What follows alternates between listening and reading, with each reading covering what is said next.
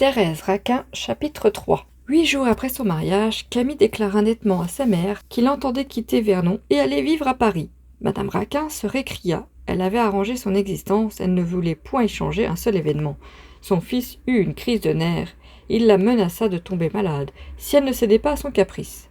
« Je ne t'ai jamais contrarié dans tes projets, lui dit-il. J'ai épousé ma cousine, j'ai pris toutes les drogues que tu m'as données, c'est bien le moins, aujourd'hui, que j'ai une volonté et que tu sois de mon avis. Nous partirons à la fin du mois. » Madame Raquin ne dormit pas de la nuit. La décision de Camille bouleversait sa vie et elle cherchait désespérément à se refaire une existence. Peu à peu, le calme se fit en elle. Elle réfléchit que le jeune ménage pouvait avoir des enfants et que sa petite fortune ne suffirait plus alors.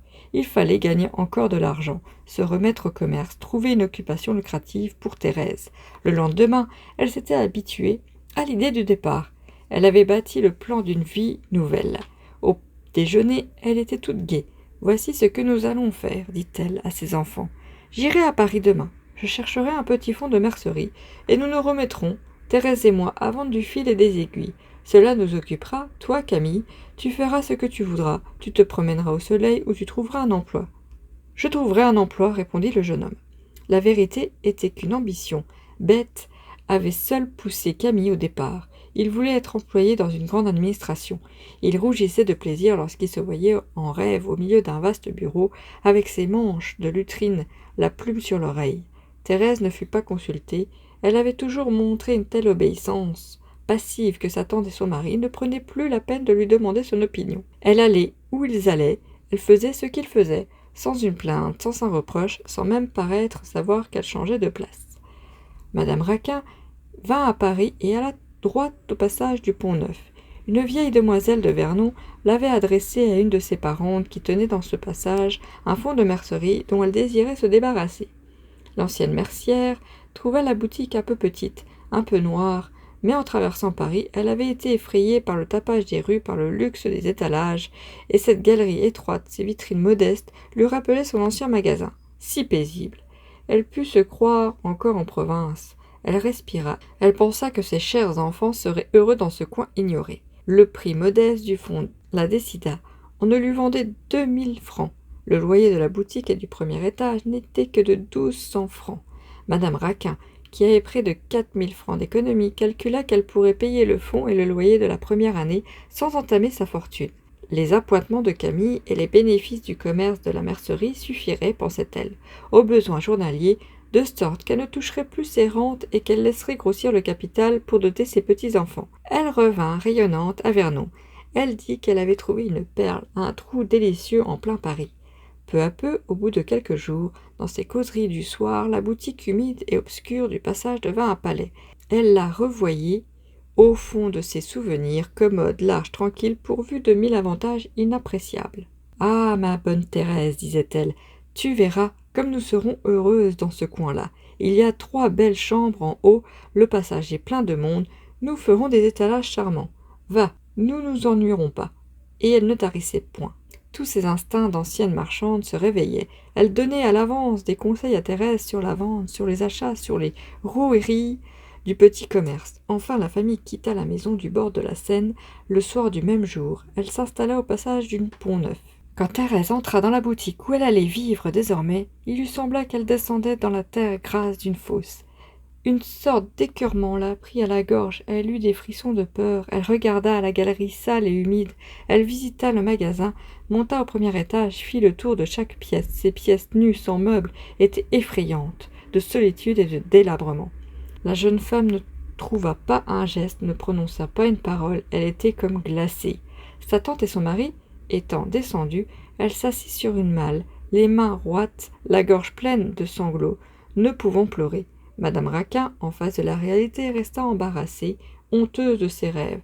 Elle chercha à défendre son acquisition, elle trouvait un remède à chaque nouvel inconvénient qui se présentait, expliquait l'obscurité en disant que le temps était couvert, et concluait en affirmant qu'un coup de balai suffirait. « Bah !» répondait Camille, « tout cela est très convenable. D'ailleurs, nous ne monterons ici que le soir. Moi, je ne rentrerai pas avant 5 ou 6 heures. Vous deux, vous serez ensemble. Vous ne vous ennuierez pas. » Jamais Le jeune homme n'avait consenti à habiter un pareil taudis s'il n'avait compté sur les douceurs tièdes de son bureau. Il se disait qu'il aurait chaud tout le jour à son administration et que le soir il se coucherait de bonne heure. Pendant une grande semaine, la boutique et le logement restaient en désordre. Dès le premier jour, Thérèse était assise derrière le comptoir. Elle ne bougeait plus de cette place. Madame Raquin s'étonna de cette attitude affaissée. Elle avait cru que la jeune femme allait chercher à embellir sa demeure, mettre des fleurs sur les fenêtres, demander des papiers neufs, des rideaux, des tapis. Lorsqu'elle proposait une réparation, un embellissement quelconque. « À quoi bon ?» répondait tranquillement sa nièce. « Nous sommes très bien, nous n'avons pas besoin de luxe. » Ce fut Madame Raquin qui dut arranger les chambres et mettre un peu d'ordre dans la boutique.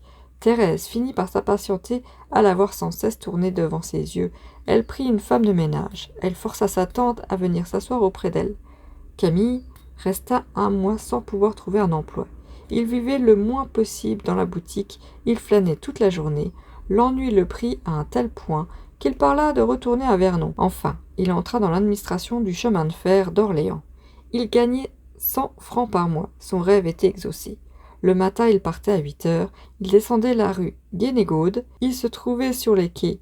Alors, à petits pas, les mains dans les poches, il suivait la Seine, de l'Institut au Jardin des Plantes. Cette longue course qu'il faisait 2 fois par jour ne l'ennuyait jamais. Il regardait couler l'eau. Il s'arrêtait pour voir passer les trains de bois qui descendaient la rivière. Il ne pensait à rien. Souvent, il se plantait devant Notre-Dame et contemplait les échafaudages dont l'église, alors en réparation, était entourée. Ces grosses pièces de charpente l'amusaient, sans qu'il sût pourquoi.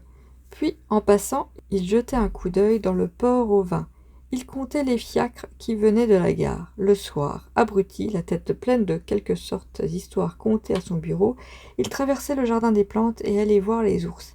Il n'était pas trop pressé. Il restait là, une demi-heure, penché au-dessus de la fosse, suivant du regard les ours qui se dandinaient lourdement.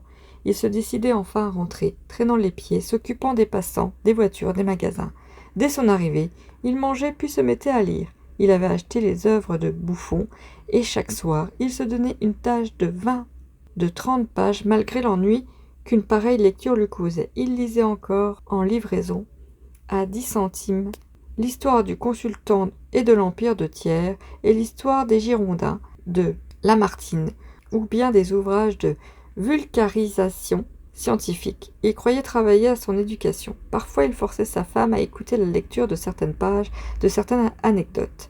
Il s'étonnait beaucoup que Thérèse pût rester pensive et silencieuse pendant toute une soirée, sans être tentée de prendre un livre. Au fond, il s'avouait que sa femme était une pauvre intelligente. Thérèse repoussait les livres avec impatience. Elle préférait demeurer oisive, les yeux fixes, la pensée flottante et perdue. Elle gardait d'ailleurs une humeur égale et facile. Toute sa volonté tendait à faire de son être un instrument passif, d'une complaisance et d'une abnégation suprême. Le commerce allait tout doucement. Les bénéfices, chaque mois, étaient régulièrement les mêmes.